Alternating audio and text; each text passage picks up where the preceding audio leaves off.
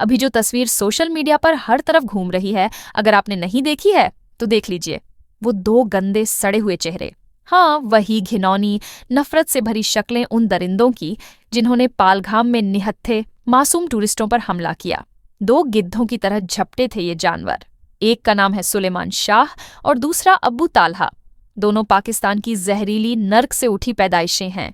इनमें से एक के बारे में कहा जा रहा है कि वह कश्मीरी है, लेकिन सबूत और स्केचेस चीख चीख कर बता रहे हैं कि ये दोनों पाकिस्तानी जहरीले सांप हैं। ये कोई आम आतंकवादी नहीं है, ये हैवान है। नफरत की खेती करने वाले, इंसानियत के नाम पर धब्बा, भारत की सरजमीन पर आकर हमारे निर्दोष नागरिकों को गोली मारते हैं और फिर अपने बिलों में छिप जाते हैं।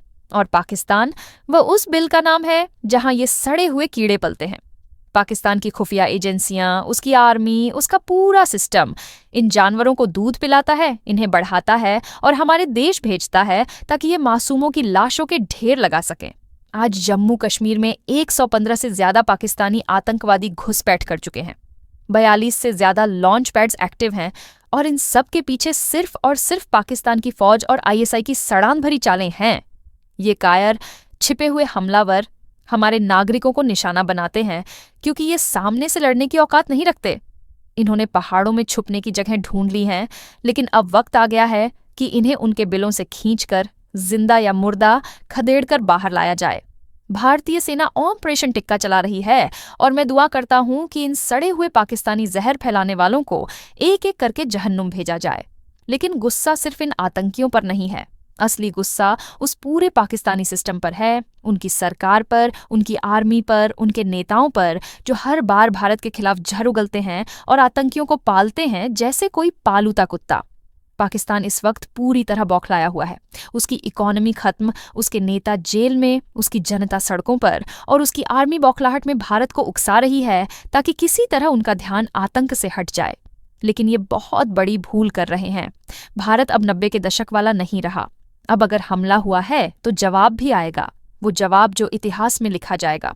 अब वक्त आ गया है कि हम सिर्फ इन आतंकियों को नहीं, बल्कि उनके आका पाकिस्तान में बैठे उन जहरीले ब्रेन वॉश किए हुए मानसिक रूप से बीमार प्लानर्स को भी खत्म करें, जिनके दिमाग में हर सुबह एक ही सवाल उठता है, आज कितने हिंदुस्तानियों का खून बहाया जाए। मैं पूछता हूं, आखिर कब तक हम खून बहाते रहेंगे और पानी देते रहेंगे? और जो लोग इस पूरी घटना पर चुप हैं, जो सोशल मीडिया पर सिर्फ 1-2 लाइन की औपचारिकता निभा रहे हैं, वो भी कम दोषी नहीं हैं। ये वो लोग हैं जो अपनी पाकिस्तानी या बांग्लादेशी ऑडियंस के डर से सच बोलने की हिम्मत नहीं रखते। उन्हें डर है कि अगर सच बोला तो उनकी कमाई चली जाएगी। मेरी तरफ से ऐसे लोगों को एक ही जवाब है, शर्म करो। तुम्हारी चुप्पी एक और हमले की जमीन तैयार कर रही है। अब भारत को सिर्फ एक जवाब देना चाहिए, इंडस वाटर ट्रीटी को फाड़कर जला देना चाहिए। ये कोई मोहब्बत की निशानी नहीं है कि हम उन लोगों को पानी देते रहें जो हमारे लोगों का खून बहाते हैं। पाकिस्तान के गटर में बहने वाला हर एक आतंकवादी अगर भारत की सीमा पर दिखाई दे तो वो आखिरी बार सांस ले। हमें अब यह साबित करना होगा कि खून और पानी एक साथ नहीं बह सकते। पाकिस्तान रोएगा, चीखेगा, संयुक्त राष्ट्र दौड़ेगा, इंटरनेशनल कोर्ट में अर्जी लगाएगा, लेकिन जब उसकी जनता को न पीने का पानी मिलेगा, न खेतों के लिए सिंचाई, तब उन्हें समझ में आएगा कि अपने पाले हुए आतंकवादियों की कीमत क्या होती है। ये वो दर्द होगा जो सिर्फ एक ट्रीटी रोकने से नहीं, बल्कि एक देश की आत्मा को झकझोर देने से पैदा होगा। और जो लोग डरते हैं कि अगर हम ऐसा करेंगे तो चीन भी कुछ कर देगा, तो सुनिए, ये डर अब कायरता है।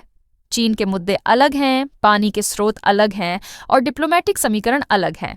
पाकिस्तान पर तो हमारे पास 100 वजहें हैं, सबूत हैं और अधिकार हैं। अब वक्त आ गया है कि भारत की चेतावनियों को शब्दों में नहीं, एक्शन में बदला जाए। खून और पानी एक साथ नहीं बह सकते। अब ये सिर्फ बयान नहीं, एक नीति होनी चाहिए। अब मैं आप सबसे पूछता हूं, क्या आप तैयार हैं? क्या आप मानते हैं कि अब पाकिस्तान को उसकी जगह दिखाने का वक्त आ चुका है?